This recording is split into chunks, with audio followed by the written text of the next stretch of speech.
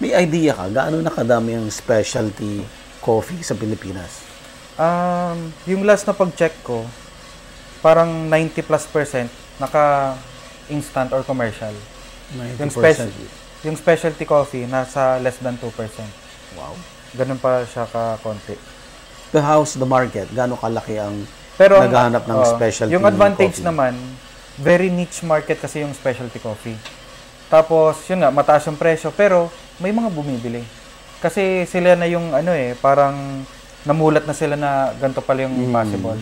And then, may mga local sources kasi. So, talagang mas maganda i-push. Though, yun nga, less than 2% or gano'n, yung percentage niya. Pero, malaking, siya, kung i-convert mo yun into sales. Malaki so, yan. Malaki na siya.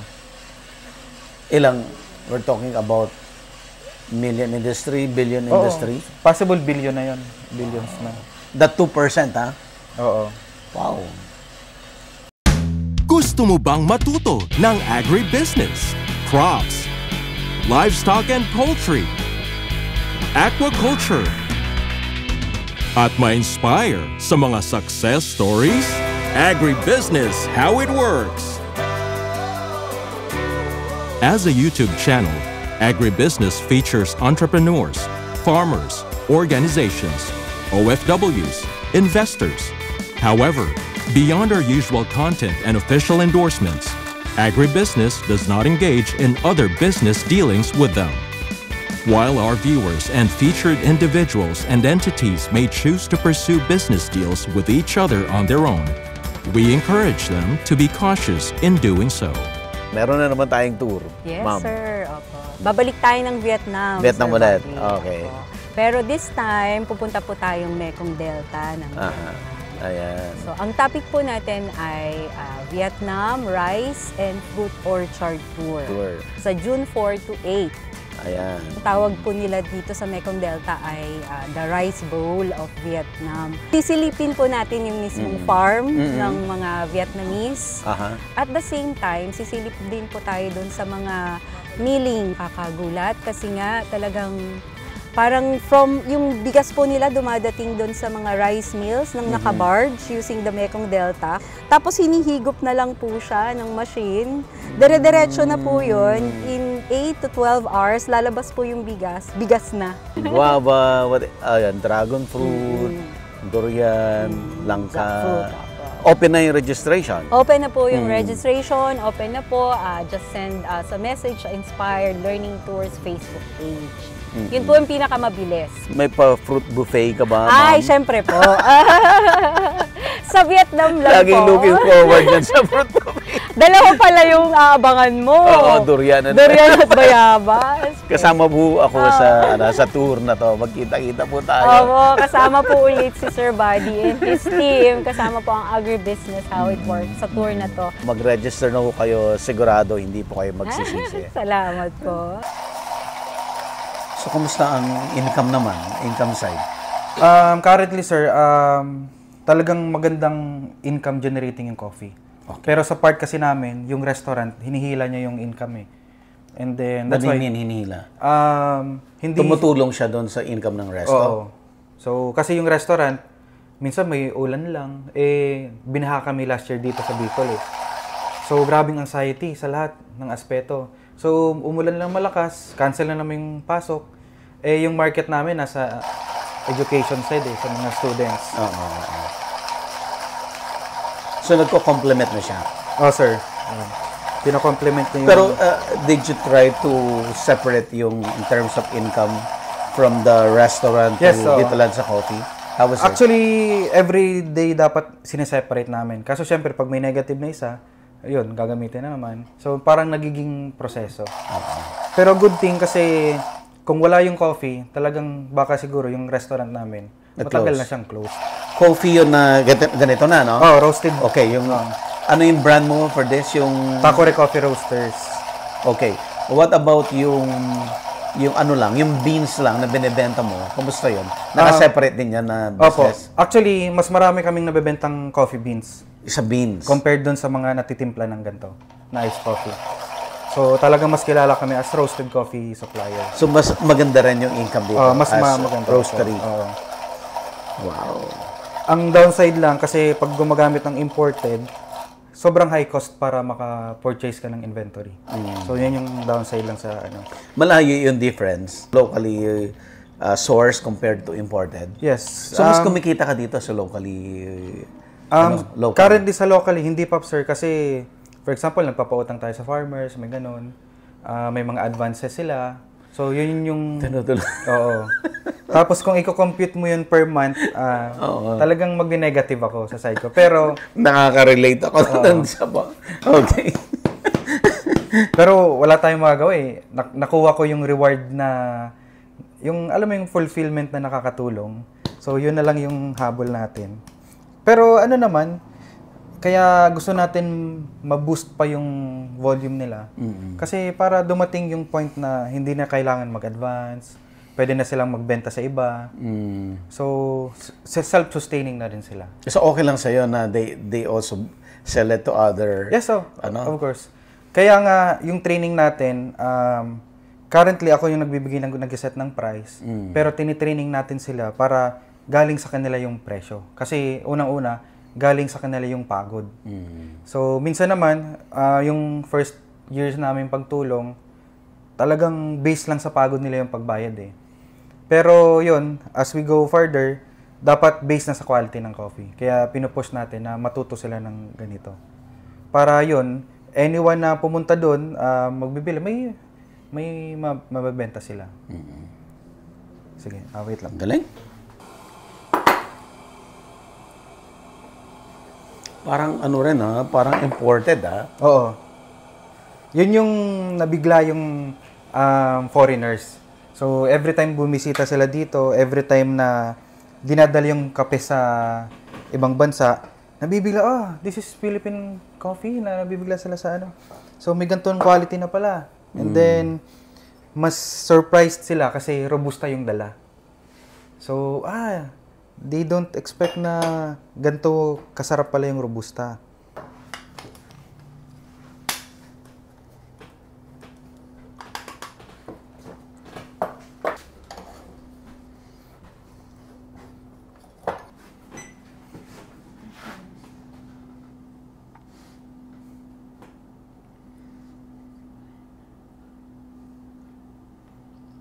So yung recipe natin, around parating 20 grams na coffee beans and then 60 na tubig.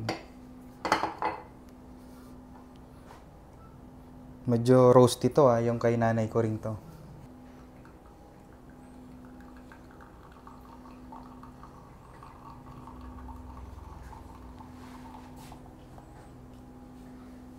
Ito yung local.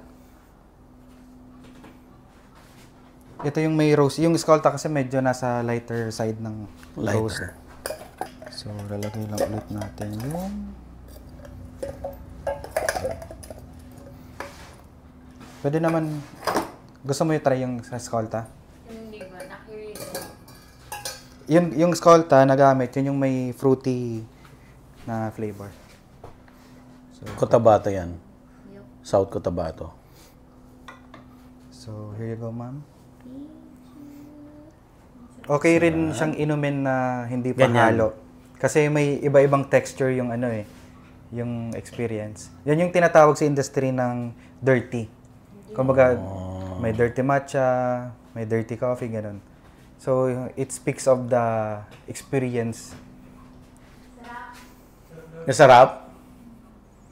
Yan kay nanay ko rin naman yun. How about nag-iisip ka na ng establishing more branches? Yes, sir. Yung goal namin this year, talagang yung system ng restaurant and then yung sa coffee, maayos namin. Though, hindi kasi masasabi mong dahil experienced businessman ka na, pwede ka na i-franchise. So, dapat may sistema ka talagang sinusunod. Para, yun. Iba kasi, nag-try kami before, nagbukas kami ng branch, nagkasabog-sabog yung proseso namin eh. Okay. Tapos yung finances, sobrang hirap. So yun, this year, kailangan namin mag-hire ng parang COO, parang siyang mag-ooperate talaga. And then, kami mag-focus kami sa other processes. Kasi ngayon, for example, yung roastery, talagang one-man team. Ako lang.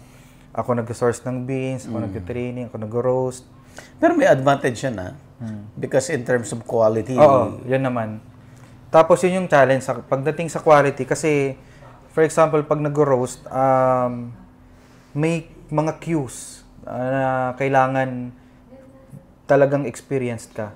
So, for example, yung mabilis na parang, alam mo yung sa popcorn, nagpa-pop. Ganun siya eh.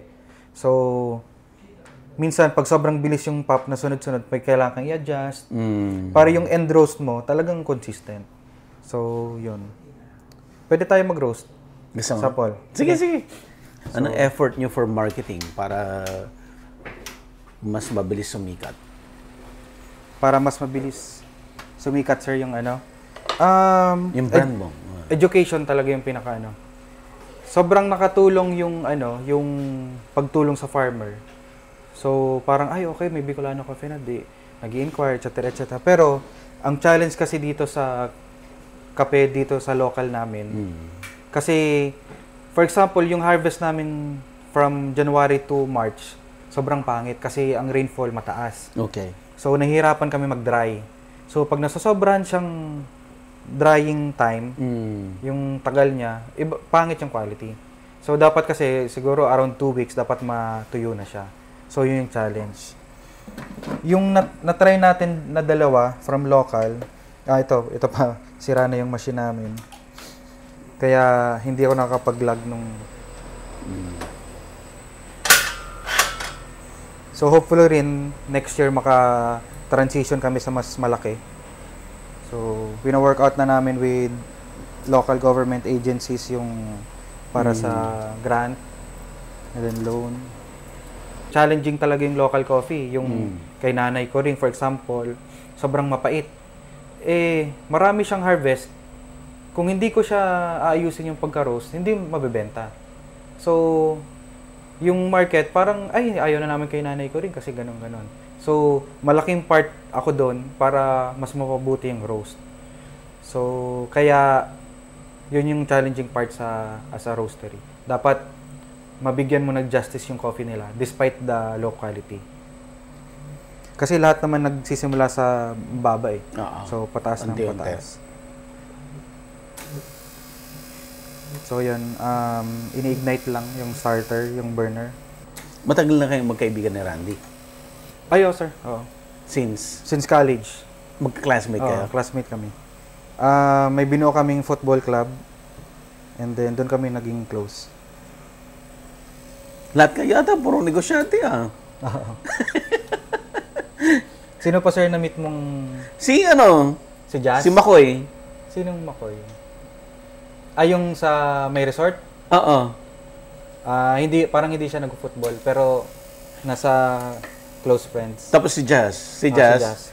Classmate niyo rin? Si Jazz, parang 2 years ahead sa amin. Si Jazz. Tapos yung kapatid ni Jazz, member din ng club namin nila Randy before college. Tapos yun, kasama ko mag-surf. Yun yung libangan namin. Sige, okay. Magtitimbang tayo. Sige, so ito, medyo hindi pa siya sorted. Anong ibig sabihin? Kasi may mga defects pa siya. So before i-roast, tinatanggal pa namin yan. Isa pa? Oo. Pinipili pa. So, yun. Anong possible lasa nito? Ito yung may mga astringent na lasa. Yung parang hilaw na mangga, hilaw na saging. Tapos mga over-fermented na flavors. Yun, dapat maalis yun. So,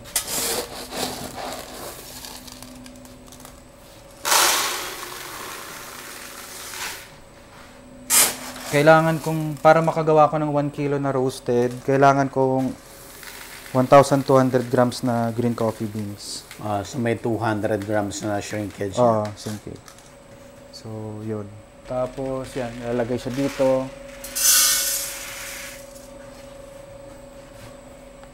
So, may required temperature bago ko i-drop. So, sa loob nito, may rotating drum. Tapos ito yung plate na nakatakip. Itong hopper nandito. So, pag binuksan ko yung hopper, papasok na yung beans. Yun. I-drop na natin. Yun. Dito ka, sir, para makita mo yung ano.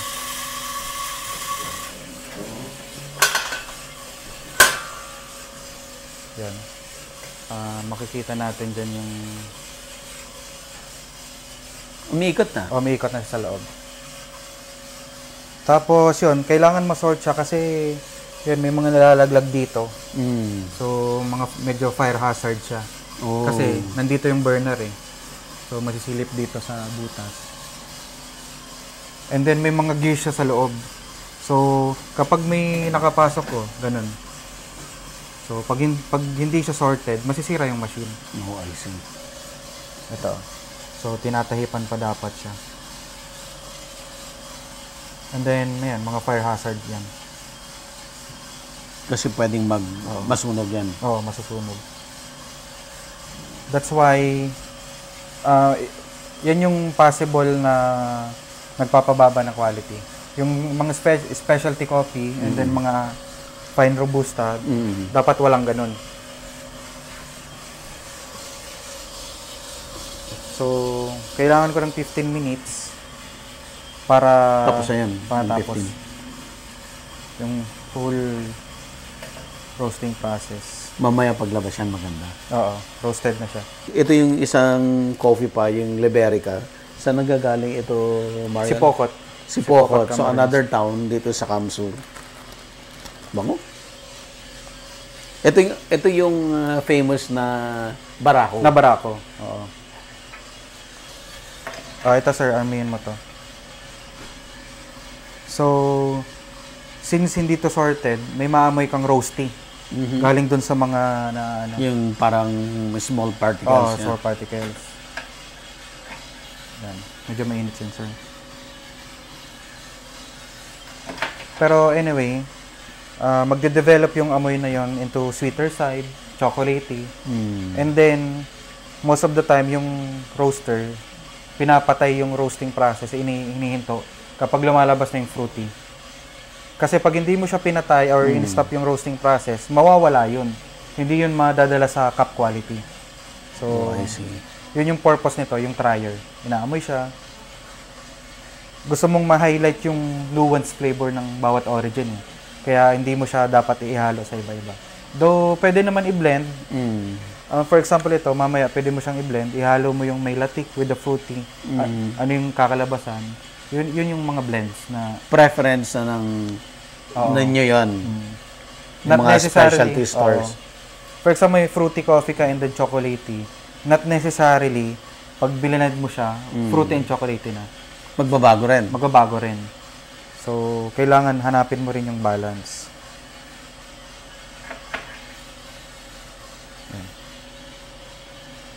Bang. So, pero hindi pa siya totally roasted na? Hindi pa. So, mamaya-maya, mas pronounced na yung aroma niya kapag nagpa-pop na siya. Yung fragrance niya. May idea ka, gaano nakadami ang specialty coffee sa Pilipinas? Yung last na pag-check ko, parang 90+% naka-instant or commercial. 90%? Yung specialty coffee, nasa less than 2%. Wow. Ganun pa siya ka-konti. But how's the market? Gaano kalaki ang naghahanap ng specialty yung advantage coffee? naman, very niche market kasi yung specialty coffee.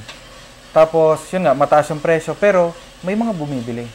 Kasi sila na yung parang namulat na sila na ganito pala yung possible. And then, may mga local sources kasi. So, talagang mas maganda i-push. Though, yun nga, less than 2% or gano'n, yung percentage niya. Pero, malaking, siya, kung i-convert mo yun into sales, malaki na siya. Ilang, we're talking about million industry, billion industry? Possible billion na yun. Billions na. That 2%, ha? Oo. Wow. Ito, sir. Bango. Kasi may, for example, itong Skolta, lahat majority ng coffee nila processed by Calzada Coffee. So si Calzada Coffee nag-export na siya sa Blue Bottle Company. Isa yung Blue Bottle sa pinakamalaking coffee company sa mundo. So parang hinahabol niya na yung Starbucks. Pero yung Blue Bottle mas may care sila sa origins. May nirelease sila recently yung Philippine set.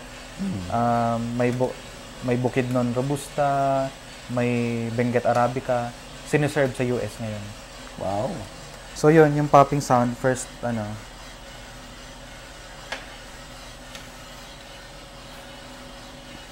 diba? Lumalabas na yung matamis niyang, fragrance. Paano mo malalaman kung ready na siya? Lalakas yung popping sound? Hindi, dapat hindi siya malakas. Pag sobrang lakas, ibig sabihin sobrang init yung proseso mo. Okay. So, yung tendency nun, pag sobrang mainit, mapait yung lasa niya. So, marasabi ko siyang ready na. Yung dryer ko, dapat yung quality na hinahanap ko sa aroma, nandun na. Di ba kanina, nag-test tayo ng fragrance, fragrance.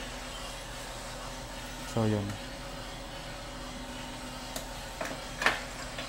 Yung sa loob ng coffee bean kasi, may mga iba't ibang acids. So, kapag niluluto siya, nagkakaroon ng chemical reaction. And then, dun also yung oras na nagre-release siya ng gases. So, sa nare-release na gases, may nakakasamang mga fragrance.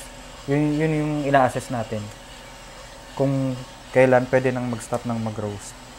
Gaano ka tagal yung lahat ng nalalaman mo ngayon, yung gaano ka detalye, gaano mo katagal pinag-aralan yun, around 2014 pa ko nalibang talaga sa coffee. So yun, talagang everyday may binabasa ka about coffee, kahit anong materials, and then sobrang nag-peak yung learning ko through Kapet Kwentuhan. Parang organized siya na symposium, online symposium ng Philippine Coffee Guild. So yun, parang every week may iba't ibang topic. So doon nag-peak talaga yung learning ko. Ina-attendan mo lahat yan? Ina-attendan ko. So ngayong Philippine Coffee Expo, may mga live symposium na. So yun yung aabangan ko. Yun. So nag-stop na. So ready na? Oo. Dito ka, sir, sa kabila. So, i-drop ko na. Yun. So, yan. Entering the cooling stage na. So, yung cooling may epekto rin sa lasa. Kasi, for example, kapag hindi ko siya na-cool agad, tuloy-tuloy yung release niya eh. So, dapat makapture mo yung time na yon para mahabol mo yung consistency. So now, ready na ako sa next batch. So, ganun dapat.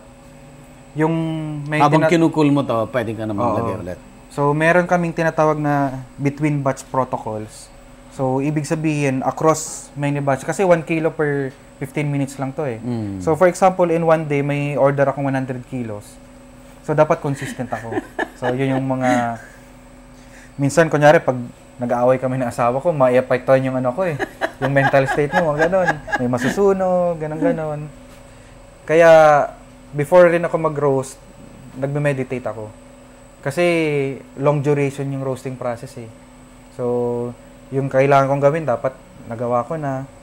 Yung mga kailangan kong sabihin sa staff ko, dapat bawal akong store boy na. Huwag kayong maya-maya tataas. Sir, may barya ka po, ganyan.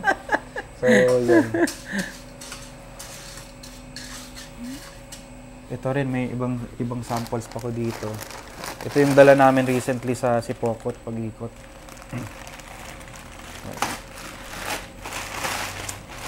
Na-roast na rin yan? Hindi pa, green coffee beans pa siya. Ito, for example, yan yung Ethiopian. Pwede mo sir amuyin. So, yan yung pang-benchmark namin sa Arabica. May na siya, no? Oh, yan. Very fruity talaga yun, pang Ethiopian.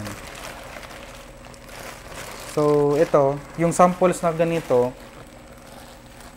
yung term ng farmer is bigas. Bigas? Oo. Kasi, yung yung kanin, parang ganun yung proseso. Dinadry siya, tapos minumulino. Lalabas yung bigas. Ito, ganun rin eh. So, parang imumulino. So, yung term nila, binigas na kape. Parang ganun. So, yan. Dinadala natin yung sample na to sa farmer para masabi, okay, ito, nabili namin, pag may maitim-itim, 250 lang. Yung medyo okay, 300. So, yun. Ang pinakamahal na nabili natin is 450 per kilo yung green coffee beans pa lang. So, yun yung Ikaw nagsiset ng prices? Currently, ako nag-set yung price. Pero, naka-base siya sa Philippine market. So, yun, sila Escolta, isa sa mentor natin. So, tinatanong natin, magkano po gantong quality, etc. Also, si Sugar Cane Valley sa Visayas, si Sir Teddy Cañete, talagang super hands-on yan pag tumutulong sa akin. Talagang, sir, ganito yung issue, ganyan. Sobrang dami yan ng reply. Ikaw yung mapapagod So, nagko-coffee rin siya? Oh, sir. Farmer siya talaga. So, yun si Sir Teddy. Saan doon? Sa Visayas? Saan ba yung lugar? Negros? Hindi. Negros. Sa Negros sila. Mount Canlaon. Mount Canlaon. Mount Canlaon sila. Nandun yung majority ng coffee farm nila. Sa Canlaon. Anong city yan? La Carlota ata yun. La Carlota. So, yun si Sir Teddy. After makul,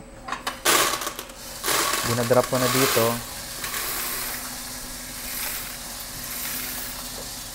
So, itong medium roast lang to? Oo. Medium to medium dark.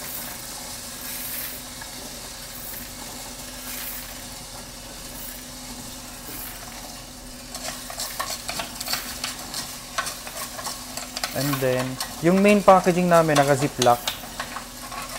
Kasi, gusto namin makolekta yung, yung ziplock. After, magagamit mo po siya ulit eh. So, yung plano namin, gawin siyang fruiting bags. Kasi, papasok na kami ngayon sa pagtulong sa farmers sa nursery stage. Oh, okay. So, sana, yung purpose sana namin, yung first year pa lang, talagang kailangan mag-rejuvenate na nursery. Pero, sobrang mahirap i-break yung barrier nila towards the industry. May mga, siguro, centuries old na yung pananaw nila sa kape na pang-sarili lang. Tapos yung pare-pareho lang yan. Ganito, maghilaw, magganyan, pare-pareho. Yun yung nahirapan kami. So, kung hindi mo break yung barrier, paano mo sila ma-encourage mag-nursery? So, nasayang lang. Though may certain farmers naman na talagang naniniwala, nakita nila ngayon, kasi may farmers na nag-nursery na talaga and nag-rejuvenate. Yun, naka-going 800 kilos yung harvest namin ngayon. So, yun yung talagang challenge pagdating sa farmer. Pag nag-nursery kayo, you're introducing new variety? Galing rin doon. Galing dun sa puno nila? Oo. So, may dalawang approach, yung clonal, tapos clonal. Yung isa from the seedlings. Grafting. Nakalimutan ko yung term. Basta yung clone, basically, parang kino-clone mo lang kung anong qualities. Yung parang kukuha ka lang ng sayon, tapos tinatanim mo sayon, Yung isa naman, from the seeds mismo. So, possible, mas may better quality siya. And then, pero, kailangan mo rin iwasan yung nakuha mo yung seeds sa pangit. So, dapat ganun. So, may mga pros and cons yung dalawa. Yeah. Pero mas madali yung clone. Yeah. Clone. Tsaka mas consistent. Mas consistent. Yung ibubunga niya, the same doon sa mother tree. The same. So, yun naman. Yun yung inaaral namin this year. Kung ano yung best approach. Pero anyway, maganda siya pareho kasi magiging dalawa na yung revenue sources ng farmers. Yeah. From the coffee beans and then from the seedlings. Kasi marami nagtatanong eh. And then ang advantage kasi nabuhay yung specimen matagal na dito sa Camarines Sur. So, pero yun naman kasi high altitude yun, around 400 to 900 above sea level. So ang tanong, pag tinanim siya sa lower yun or yung, higher, yun yung baka magbago rin. Baka magbago. So yun yung talagang medyo tricky na part. So ito Yun, yung mga coffee bags na ganito, mostly paper or ganito, ziplock lang naman siya. So yung may paper, parang ziplock, nilagyan mo lang ng paper, tapos digasin. Ito kasi yung pinaka-sustainable namin na hanap. And then, when it comes to freshness, mas nasisil niya, no? Mas nasisil niya. So, ano natin. Sige lang. Okay na siya. Ako na. Ganun lang. So, ready for delivery na. Anyway, yung business namin, yung process, talagang hindi kami nagsusupply nitong magtatagal lang up to 2 months. 1 week lang naubos to ng farmer. So, nagba-bulk order yung coffee sa akin and then roasted on demand. Roasted on demand. Yun, napipreserve masyado yung freshness. Agribusiness merch is now available on Shopee and Lazada. Agribusiness, how it works. Instruct, inspire, succeed.